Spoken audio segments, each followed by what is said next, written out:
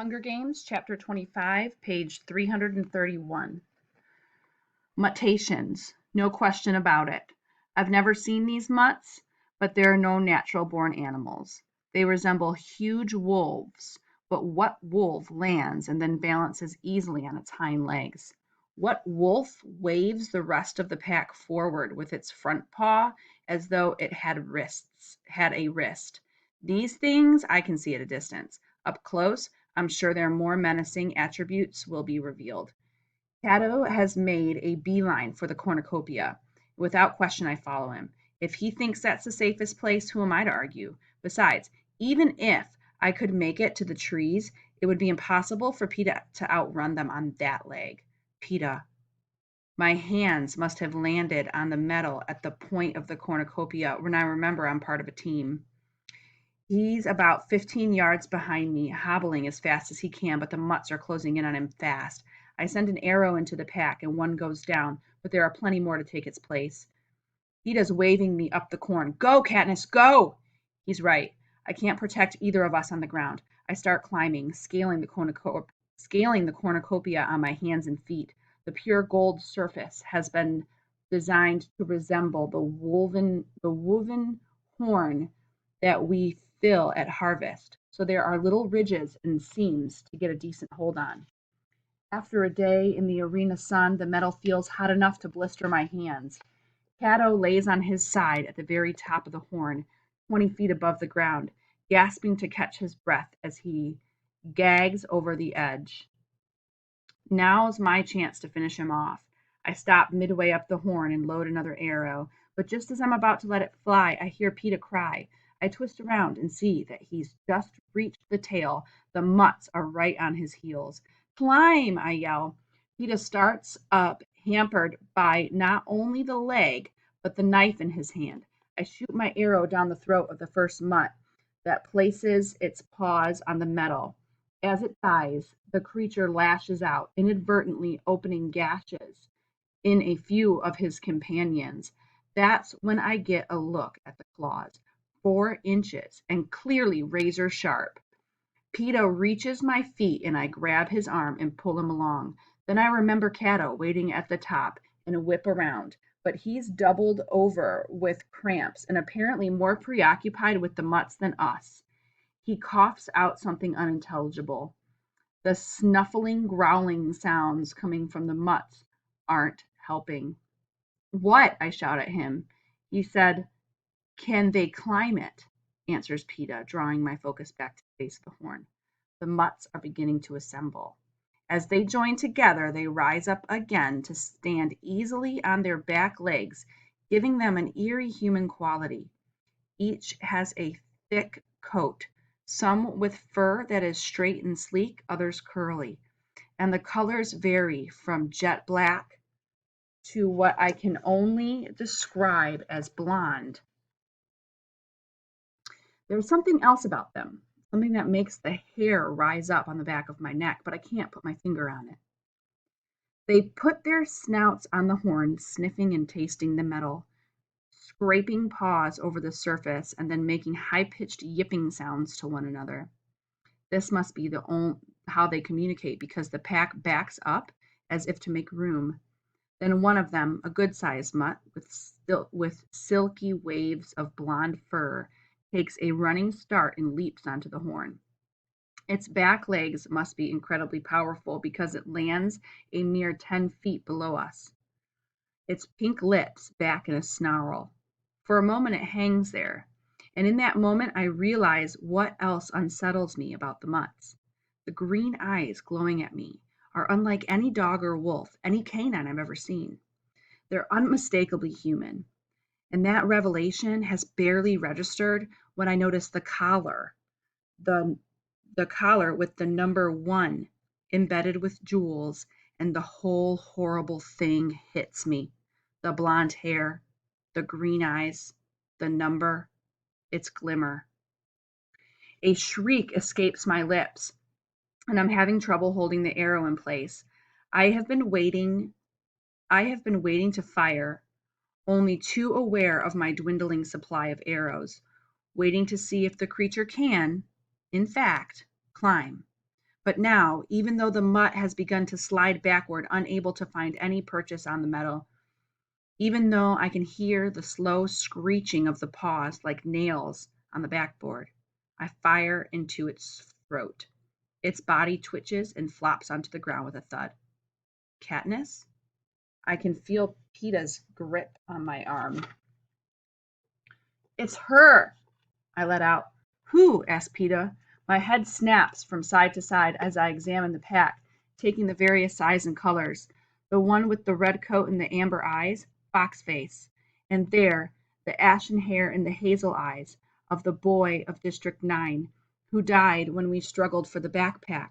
And worst of all, the smallest mutt, with dark, glossy fur, huge brown eyes, and a collar that reads 11 in woven straw, teeth bared in hatred. Rue. What is it, Katniss? Peeta shakes my shoulder. It's them. It's all of them. The others. Rue and Foxface. All the other tributes. I choke out. I hear Peeta's gasp of recognition. What did they do to them? You don't think those could be their real eyes? Their eyes are the least of my worries. What about their brains? Have they been given any of the real tributes' memories? Have they been programmed to hate our faces, particularly because we survived and that they were so callously murdered?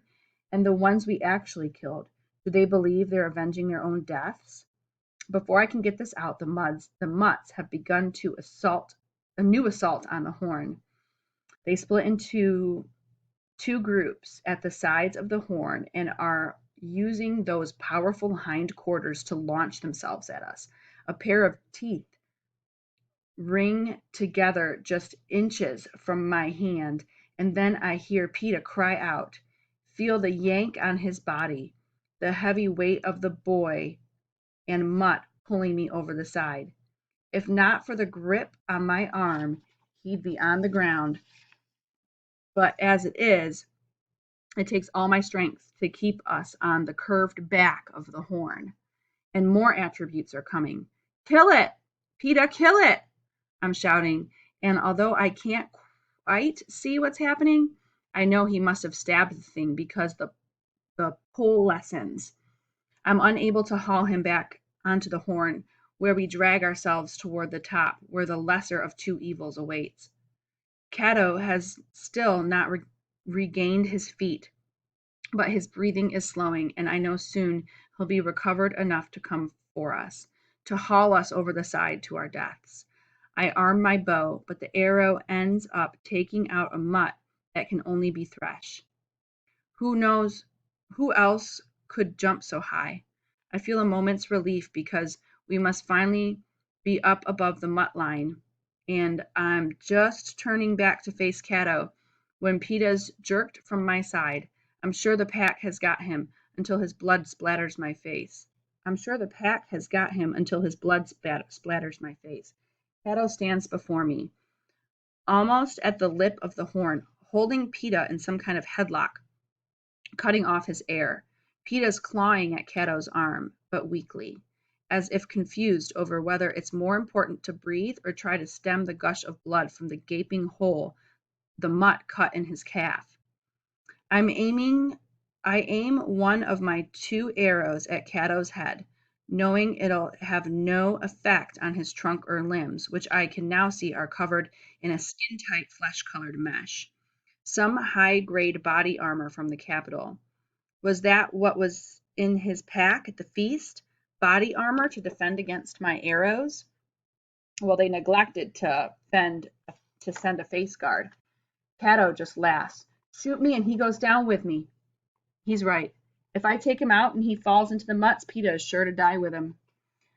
We reach a stalemate. I can't shoot Cato without killing Peeta too. And he can't kill Peeta without guaranteeing an arrow in his brain, so we stand like statues, both of us seeking it out. My muscles are strained so tightly they feel like they might snap at any minute. My teeth clenched to the breaking point. The mutts go silent. The only thing I can hear is the blood pounding in my good ear. Peeta's lips are turning blue. If I don't do something quickly, he's going to die of asphyxiation, and then I'll have lost him and Cato will probably use his body as a weapon against me.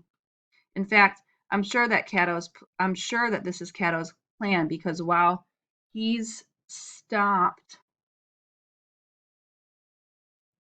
I'm sure this is Cato's plan because while he's stopped laughing, his lips are set in a triumphant smile. As if in a last-ditch effort, Peter raises his fingers, dripping with blood from his leg, up to Cato's arm. Instead of trying to wrestle his way free, his forefinger veers off and makes a deliberate X on the back of Cato's hand.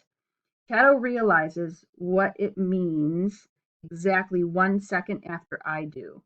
I can tell by the way the smile drops from his lips, but it's 1 second too late because by that time my arrow is piercing his hand. He cries out and reflexively releases Peta, who slams back against him. For a horrible moment, I think they're both going over. I dive forward, just catching hold of Peta as Cato loses his footing on the blood-slick horn and plummets to the ground. We hear him hit, the air leaving his body on impact, and then the mutts attack him. Peta and I hold on to each other, waiting for the cannon, waiting for the competition to finish, waiting to be released. But it doesn't happen. Not yet. Because this is the climax of the Hunger Games, and the audience expects a show. I don't watch, but I can hear the snarls, the growls, the howls of pain from both human and beast as Cato takes on the mutt pack. I can't understand how he can be surviving until I remember the body armor protecting him from ankle to neck, and I realize what a long night this could be.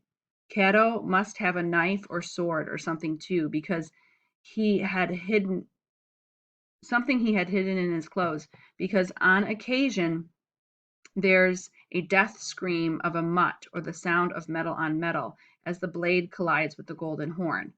The combat moves around the side of the cornucopia, and I know Cato must be attempting the one maneuver that could save his life, to make his way back around the tail of the horn and join us. But in the end, despite his remarkable strength and skill, he's simply overpowered.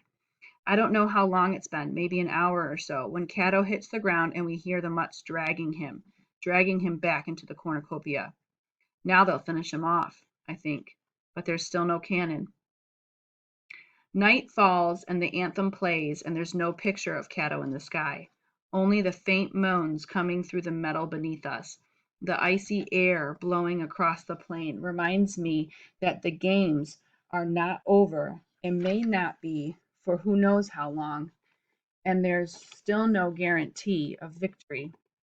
I turn my attention to Peta and discover his leg is bleeding as badly as ever. All of our supplies, our packs, remain down at the lake, where we abandoned them when we fled from the mutts. I have no bandage, nothing to staunch the flow of blood from his calf. Although I'm shaking in the biting wind, I rip off my jacket, remove my shirt, and zip back into my jacket as swiftly as possible. That brief exposure sets my teeth chattering beyond control. Peta's face is gray and pale in the moonlight. I make him lie down before I can probe his wound. Warm, slippery blood runs over my fingers. A bandage will not be enough. I have seen my mother tie a tourniquet a handful of times and try to replicate it. I cut a free sleeve from my shirt, wrap it twice around his leg, just under the knee, and tie a half knot.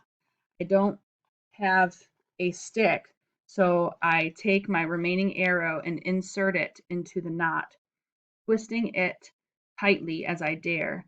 It's risky business. Peta may end up losing his leg. But when I weigh this against losing his life, what alternative do I have? I bandage the wound in the rest of my shirt and lie down with him. Don't go to sleep, I tell him. I'm not sure if this is exactly medical protocol, but I'm terrified that if he drifts off, he'll never wake up again. Are you cold? He asks. He unzips his jacket, and I press him against as he fastens it around me.